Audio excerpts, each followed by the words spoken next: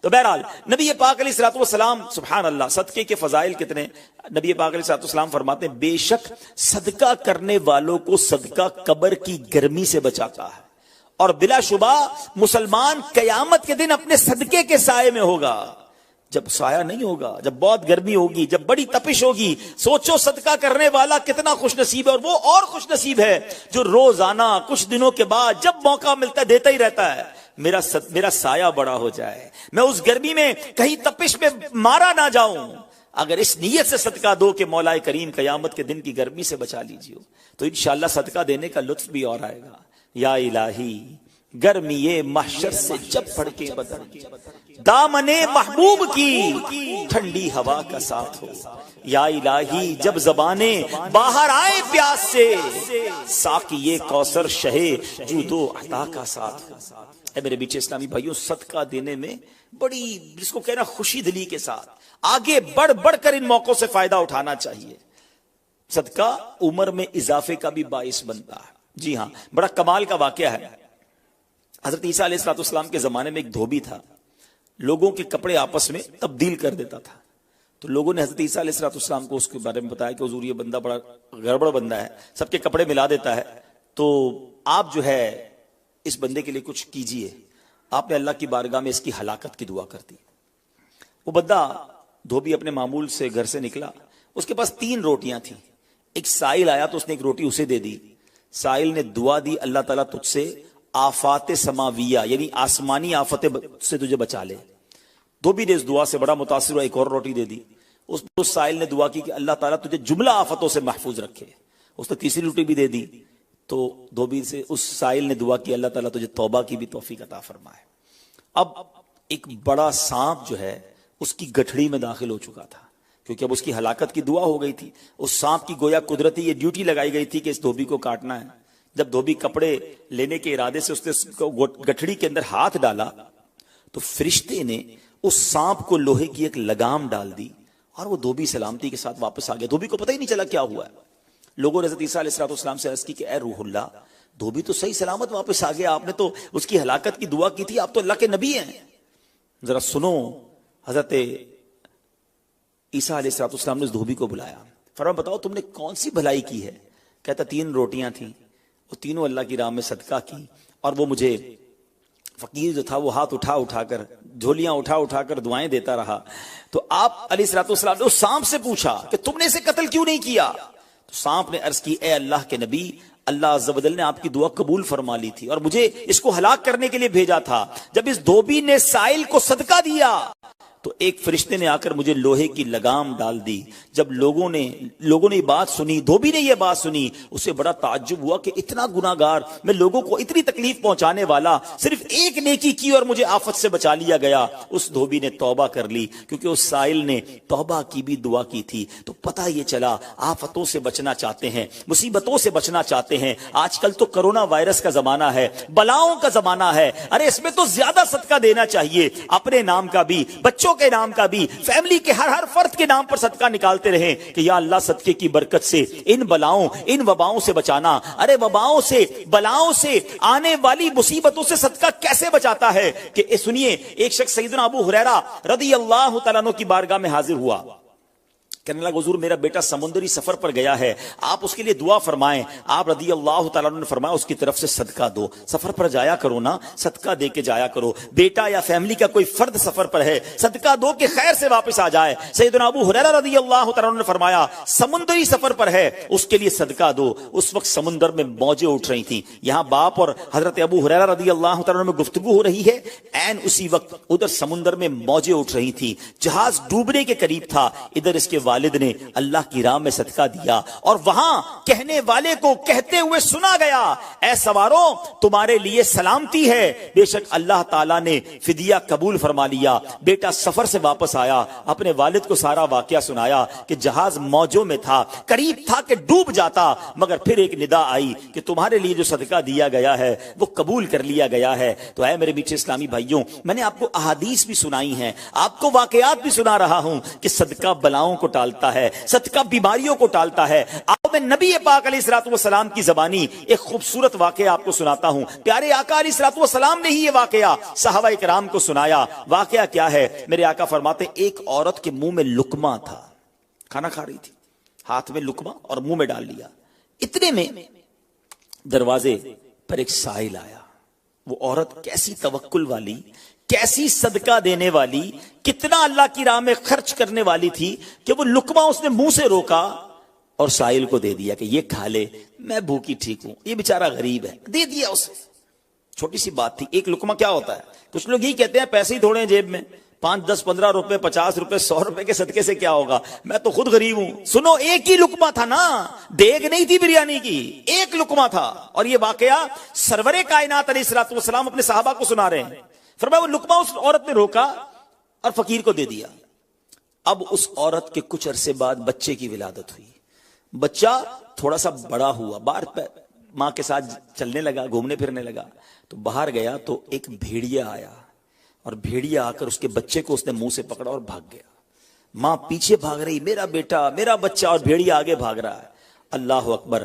اللہ تبارک و تعالی نے ایک فرشتے کو حکم دیا کہ بھیڑیے کے پیچھے جاؤ، اس کے منہ سے بچہ چھین کر لاؤ اور اس کی ماں کے حوالے کر دو، اور ماں کو کہہ دینا اللہ عز و جل نے تم پر سلام بھیجا ہے اور فرمایا ہے کہ یہ لقمے کے بدلے لقمہ ہے. بات آئی سمجھ میں؟ اپنا لقمہ جو تم نے میری راہ میں دیا تھا، بھیڑیے کے لقمے سے تمہارے بیٹے کو بچایا ہے تمہارے رب نے. اللہ نے سلام بھیجا ہے. اے میرے میٹھے اسلامی بھائیو، یہ حدیث بتا رہی ہے کہ گناہ، نیکی جو تھوڑی سی بھی ہو نا، وہ ضائع نہیں کی جاتی، وہ اللہ کے یہاں محفوظ ہے. جمعے کے خطبے میں ایک حدیث سنتے ہیں، البر لا یبلا والذنب لا ینسا والدیان لا یموت. سن لو، نیکی پرانی نہیں ہوتی، گناہ بھلایا نہیں جاتا، اور فیصلہ کرنے والا جو رب عز و جل ہے اسے موت نہیں آتی ہے. اب ہمیں سوچنا ہے کہ ہم نیکی کر بھی رہے ہیں کہ نہیں، کہ گناہ کر کر کے اپنے اکاؤنٹ کو بھری جا رہے ہیں. یہ چھوٹے چھوٹے صدقے جب موقع ملے نا، ماشاءاللہ ہم جمعہ پڑھنے جاتے ہیں، کل بھی جائیں گے. مسجدوں میں ہم نے دیکھا ہوگا، مسجد کا ڈبہ آتا ہے سامنے، کچھ نہ کچھ ڈال دیا کرو اس نیت کے ساتھ یار تھوڑے اور جمع کرا دوں اپنی آخرت میں، تھوڑے اور اپنے پیسے جمع کرا، تھوڑے اور آگے چلے جائیں. اور یہ میں ایسے ہی خود نہیں کہہ رہا، سبحان اللہ. میں آپ کو بڑی خوبصورت 2-3 حدیثیں سناتا ہوں. پہلے تو یہ سمجھیے کہ آج کل دنیا میں اور آپ یہ چاہتے ہیں کہ ہمارے جو پیسے ہیں نا سیکیور رہیں. آج کل بڑا عجیب معاملہ ہے، اچانک آگ لگ جاتی ہے، کسی کے پیسے چوری ہو جاتے ہیں، لوگ پریشان رہتے ہیں، سیکیورٹی مل جائے. ٹھیک ہے، تو میں آپ کو ایک حدیث سنانے جا رہا ہوں. نبی پاک علیہ الصلوۃ والسلام فرماتے ہیں، اللہ کے حبیب علیہ الصلوۃ والسلام فرماتے ہیں کہ رب عز و جل فرماتا ہے، یعنی یہ حدیث قدسی ہے. اللہ فرماتا ہے، اے ابن آدم، اپنے خزانے میں سے میرے پاس کچھ جمع کر دے. اپنے پیسوں میں سے کچھ پیسے میرے پاس جمع کر دے. میں حدیث کا خلاصہ عرض کر رہا ہوں. نہ جلے گا، نہ ڈوبے گا، نہ چوری کیا جائے گا. سنو کیسی سیکیورٹی ہے. انشورنس آج کل لوگ کراتے ہیں جس میں بعض اوقات حرام انشورنس ہوتی ہے. میں آپ کو سبحان اللہ ایک ایسی گارنٹیڈ مدنی انشورنس بتا رہا ہوں کہ رب فرما رہا ہے، اللہ فرما رہا ہے، اپنا مال میرے پاس جمع کرا دے. نہ جلے گا، نہ ڈوبے گا، نہ چوری ہوگا. اور اللہ فرماتا ہے میں اس وقت تجھے پورا بدلہ دوں گا جب تو اس کا زیادہ ضرورت مند ہوگا. کون سا وقت ہوگا وہ؟ قیامت کا دن، جب بچہ ماں کے پاس جائے گا نا، ماں ایک نیکی دے دے، ماں پھنس گیا ہوں، ایک نیکی چاہیے. ماں اس ایک نیکی میں بھی بیٹے کی مدد نہیں کرے گی. ماں جائے گی اولاد کے پاس کہ بیٹا میرا ایک گناہ لے لو. اولاد کہے گا ماں سے کہ نہیں، میں تمہاری مدد نہیں کر سکتا. باپ بیٹے کی ہیلپ نہیں کرے گا. ایسا حال، مگر کون حامی ہوگا؟ اللہ اکبر. میرے اعلیٰ حضرت سے پوچھو، فرماتے ہیں رضا ان کے سوا رضا کوئی حامی نہیں جہاں. کہاں؟ قیامت کے دن کیا ہوگا؟ ان کے سوا رضا کوئی حامی نہیں جہاں. گزرا کرے پسر پہ پدر کو خبر نہ ہو. بیٹے پہ گزرے گی، باپ بھی جواب نہیں دے گا. ذرا تصور کریں، امیجن کریں، قیامت کا دن ہوگا، کسی کا نامہ اعمال تولا جا رہا ہو اور ایک نیکی کی وجہ سے وہ پھنس جائے. گناہ ایک زیادہ ہے، پلڑا بالکل ایک نیکی کی وجہ سے نیچے ہے. کتنا یاد آئے گا کہ کاش تھوڑا اور صدقہ کر دیتا، کاش 2 رکعت نفل پڑھ لیتا. نفل چھوڑ دیتے ہو نا، نفل ہی ہے نا، درود نہیں پڑھتے، ذکر الہی نہیں کرتے، چھوٹی چھوٹی نیکی سمجھ کر چھوڑتے ہو. اگر یہ چھوڑتے وقت خیال آئے نا کہ کہیں ایسا نہ ہو کہ وہی ایک نیکی کم پڑ گئی اور میں اللہ نہ کرے جہنم میں نہ ڈال دیا جاؤں، فَأَمَّا مَنْ ثَقُلَتْ مَوَازِينُهُ، جس کی تولے بھاری ہو گئی، قرآن کہتا ہے فَهُوَ فِي عِيشَةٍ رَاضِيَةٍ، وہ من مادے چین میں، عیش میں ہوگا. اور جس کی تولے ہلکی پڑ گئی، وَأَمَّا مَنْ خَفَّتْ مَوَازِينُهُ فَأُمُّهُ هَاوِيَةٌ وَمَا أَدْرَاكَ مَا هِيَ نَارٌ حَامِيَةٌ، جس کی تولے ہلکی پڑ گئی، وہ نیچا دکھانے والی گود میں ہے، اور وہ کیا ہے تم نے کیا جانا؟ شولے مارتی بھڑکتی ہوئی آگ، یعنی جہنم میں ڈالا جائے گا اگر تولے ہلکی پڑ گئیں. تو اگر اپنے اس اسکیل کو بھاری کرنا چاہتے ہو تو اللہ فرما رہا ہے اس وقت میں لوٹاؤں گا جب تم زیادہ ضرورت مند ہوگے، جب تمہیں زیادہ ضرورت ہوگی. یہ سیکیورٹی ہے. اچھا پھر کچھ لوگ بڑے عجیب ہیں، وہ کہتے ہیں یار پیسے تو ہم نے خرچ کر دیے، رمضان میں دے دی نا، زکات بھی پوری دے دی، بڑا کاؤنٹ کر کے چلتے ہیں، پورے ہو گئے بھائی اب اگلے سال آنا. وہ اللہ کے بندو، جو رب تمہیں روز دے رہا ہے، عطائیں دیے جا رہا ہے، اور تم کیلکولیٹ کر کے لاک کر دیتے ہو صدقے کو. ایسا نہ کرو. میں آپ کو ایک اور حدیث سناتا ہوں. اللہ کے حبیب صلی اللہ تعالی علیہ وسلم فرماتے ہیں کہ پیارے آقا نے فرمایا مال کو روک کر نہ رکھو، روک کر نہ رکھو، کہیں یہ نہ ہو کہ تم سے بھی روک لیا جائے. ہاں ہمارے لیے تو نہیں روکا جا رہا نا. مثال کے طور پہ دکاندار بیٹھے ہوں گے یا بزنس کمیونٹی کے لوگ بیٹھے ہوں گے، آپ کا مثال کے طور پہ مہینے کا 1 لاکھ روپے کا خرچہ ہے. کبھی کبھی ایسا بھی ہوتا ہے پہلے 2-3 دنوں میں ہی لاکھ روپے ہو جاتے ہیں پورے. تو کیا تالا لگاتے ہو کہ چلو بھائی اب پورے مہینے کا ہو گیا، 27 دن بعد آئیں گے؟ نہیں، آنے دو جتنا آ رہا ہے. ہم آنے والی سائڈ تو نہیں روک رہے، ہاں خرچ اللہ کی راہ میں کرنے والی روک لیتے ہیں. جب وہ دینے میں نہیں روک رہا تو تم اللہ کی راہ میں خرچ کرنے میں نہ روکو. میں حدیث سنا رہا ہوں کہ روک کر خرچ نہ کرو، روک کر نہ رکھو، کہیں یہ نہ ہو کہ تم سے بھی روک لیا جائے. ایک دوسری روایت میں کہ نبی پاک علیہ الصلوۃ والسلام نے فرمایا خرچ کرو، گن کر نہ رکھو، کہیں یہ نہ ہو کہ اللہ بھی تمہیں گن کر نہ دے. کہیں یہ نہ ہو کہ اللہ بھی تمہیں گن کر دے. اور بچا کر نہ رکھو، کہیں ایسا نہ ہو کہ اللہ بھی تم سے بچا کر رکھنے لگے. ادھر سے رک گیا نا، عطائیں رک گئی تو کہاں جائیں گے آپ؟ دیکھیں اچھا آج کے دور میں تھوڑا سا آپ سروے کر لیں، جتنے لوگ آپ کو صدقہ خیرات چیریٹی کرنے والے، کھانا کھلانے والے، آپ کو جو لوگ ملیں گے نا، آپ دیکھیں ان کا سرمایہ بڑھ ہی رہا ہوتا ہے، ان کا مال میں اضافہ ہی ہو رہا ہوتا ہے، کیونکہ اللہ پاک انہیں دنیا میں بھی نواز رہا ہوتا ہے. تو ہے میرے میٹھے اسلامی بھائیوں، پھر کتنی چیزیں آپ دیکھیں کہ بچ رہی ہیں، بلاؤں سے بچ رہے ہیں، آفتوں سے بچ رہے ہیں، رزق میں اضافہ، بری موت سے بچاؤ، قیامت کے دن اپنے صدقے کے سائے میں بندہ رہے، دنیا میں مال میں اضافہ، یعنی بینیفٹ ہی بینیفٹ ہے، فائدہ ہی فائدہ ہے اللہ کی راہ میں خرچ کرنا. اور سچی بات یہ ہے کہ یہ بریلینٹ کمال کی انویسٹمنٹ ہے کہ جو آپ کو ملے گی. اچھا دنیا میں لوگ معاذ اللہ ثم معاذ اللہ سود پر پیسے دیتے ہیں، حرام جہنم میں لے جانے والے کا پیسے دیتے ہیں، اور وہ بڑھا کے دیتے ہیں، ہے نا، بینک میں رکھواتے ہیں، ادھر سے بڑھ جاتے ہیں. جہاں غیر شرعی کام ہے میں اس کی بات کر رہا ہوں. تو کبھی بھی ایسے منافع کی طرف نظر نہیں ہونی چاہیے، کیونکہ سود پر کام کرنے والا یہ اللہ سے جنگ کرتا ہے. اللہ مجھے آپ کو ہماری نسلوں کو حرام روزی سے بچائے، فقط حلال روزی عطا فرمائے. مگر آؤ میں آپ کو ایک ایسی انویسٹمنٹ بتا رہا ہوں جس میں اضافہ بھی ہوگا، اور ایسا اضافہ ہوگا کہ دنیا میں کوئی آپ کو ایسا منافع نہیں دے گا. اور یہ میں نہیں کہہ رہا، حدیث پاک کا مفہوم ہے. ہم جب صدقہ کرتے ہیں نا، میرے اور آپ کے ہاتھ سے نکلتا ہے. اللہ کے حبیب علیہ الصلوۃ والسلام فرماتے ہیں، جس کا مضمون ہے کہ جب صدقہ بندے کے ہاتھ سے نکلتا ہے، ہاتھ سے نکلتے ہی اللہ کے دستے قدرت میں چلا جاتا ہے، اور اللہ تمہارے صدقوں کو پالتا ہے جیسے تم جانور کو پالتے ہو. چھوٹا بچڑا ہوتا ہے، چھوٹا جانور ہوتا ہے، آہستہ آہستہ بڑا ہوتا ہے نا. فرمایا جب بندہ کھجور کا صدقہ دیتا ہے نا، قیامت کے دن اس کھجور کے صدقے کا رب کریم اسے احد پہاڑ جتنا ثواب عطا فرمائے گا. بڑھتا جائے گا، تھوڑا تھوڑا صدقہ بھی قیامت کے دن اللہ نے چاہا پہاڑوں کی مانند ملے گا. تو میں آپ سے پوچھتا ہوں کہ آخرت کے اکاؤنٹ میں کیا جمع کروایا ہے؟ لوگ کہتے ہیں میں نے فلاں جگہ سیف ڈپازٹ کرائی ہوئی ہے، فلاں جگہ انویسٹمنٹ کی ہوئی ہے، فلاں پراپرٹی لی ہوئی ہے، اس کا ریٹ بھی بڑھ رہا ہے، ادھر سے کرایہ آ رہا ہے، سونا لے کے رکھ لیا اس کا ریٹ بڑھ رہا ہے، جناب ڈالر رکھنا چاہیے. عجیب پلاننگ ہے. کس لیے؟ دنیا کے لیے. ادھر کے لیے کوئی اکاؤنٹ کھولا نہیں کھولا. آخر میں آپ کو لاجیکلی ایک چوٹ کرنے والا واقعہ سناتا ہوں، پھر انشاءاللہ کنکلوژن کی طرف آتے ہیں. کہ ایک ملک تھا، اس میں ایک بڑا نرالا کمپٹیشن ہوا، امیزنگ، حیرتناک. بادشاہ تو بادشاہ ہوتے ہیں، مرضی جو ان کی کریں. بادشاہ نے اعلان کر دیا جناب پورے ملک میں چیک کرو سب سے بڑا بے وقوف کون ہے، اس کو تحفہ دینا ہے. عقل مندوں کے مقابلے تو سنے تھے، بے وقوف کا مقابلہ. چلے جناب، شروع ہو گئے مقابلے. عجیب عجیب بیوقوف آتے تھے، اپنے کرتب دکھاتے، اپنی باتیں دکھاتے. وزیر تھے جو ٹیسٹ کرتے کرتے کرتے آخر کار ایک بندہ ایسا تھا جس سے بڑا بیوقوف پورے ملک میں نہیں تھا. بادشاہ کے سامنے کھڑا کر دیا کہ بادشاہ سلامت، بڑے تجربے کیے، بڑے ٹیسٹ کیے، ہی is the biggest fool of our country, یہ ہمارے ملک کا سب سے بڑا جو ہے نا بیوقوف ہے. بادشاہ نے کہا چیک کر لیا، کہا چیک کر لیا. بادشاہ نے اپنی مالا اتاری سونے جواہرات کی، اس بیوقوف کو پہنا دی. بیوقوف بڑا خوش گھر آیا. تھوڑے دن ہوئے تو بیوقوف کو پتا چلا کہ بادشاہ سلامت بڑے بیمار ہیں، بڑے زیادہ بیمار ہو گئے ہیں.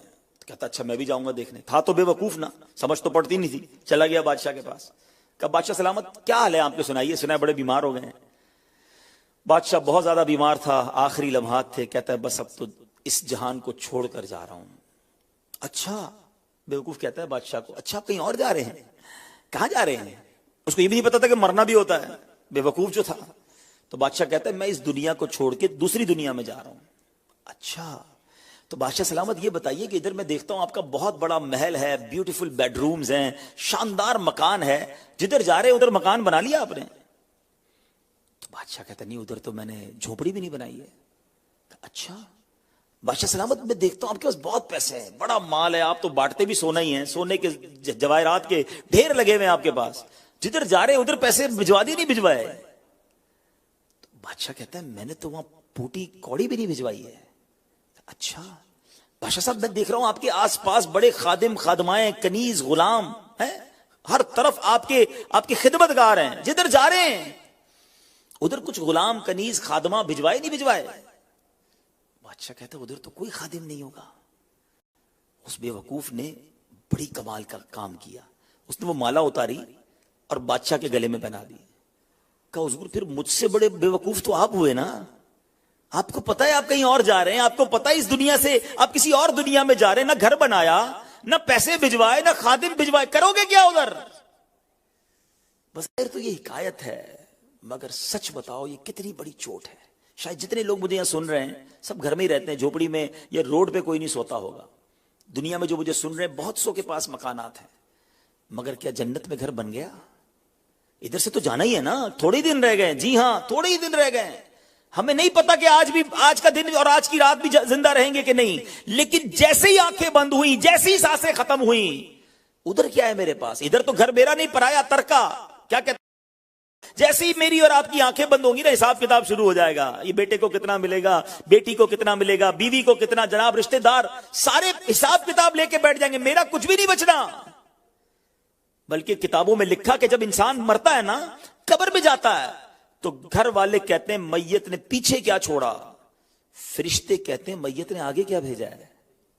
بتاؤ نا کیا بھیجا ہے ادھر گھر ریڈی ہے کہ نہیں؟ ادھر کچھ پیسے، ادھر کوئی ڈپوزٹ، جو اللہ فرما رہا ہے اپنا خزانہ میرے پاس جمع کروا، میں تجھے لوٹاؤں گا، میں نے جمع کروایا کہ نہیں؟ یہ سوچنے والی بات ہے. یہ سب ادھر رہ جائے گا. کتنا کھا لوں گا میں، کتنا پہن لوں گا، جو بڑا ہوا وہ ادھر ہی رہ جانا ہے. ادھر بھیج دوں کیونکہ وہاں اکیلا ہوں گا. میرے اعمال تولے جائیں گے اور مجھے پتا ہے گناہ ہی گناہ ہے، خطائیں ہی خطائیں ہیں. مارا جاؤں گا، پکڑا جاؤں گا، اگر اللہ صدقہ قبول کر لے، کچھ نیکیاں ایسی کر جاؤں جو آخرت کے اکاؤنٹ میں جمع ہو جائیں. تو اے میرے میٹھے اسلامی بھائیوں، خدا را آج یہ ذہن بنا لیجئے کہ جب بھی اللہ کی راہ میں خرچ کرنے کی باری آئے تو اس کو برڈن فیل نہ کریں، بوجھ فیل نہ کریں، سعادت فیل کریں، محسوس کریں کہ یا اللہ تیری مہربانی، پھر موقع دیا اپنے اکاؤنٹ میں جمع کرانے کا. اور آج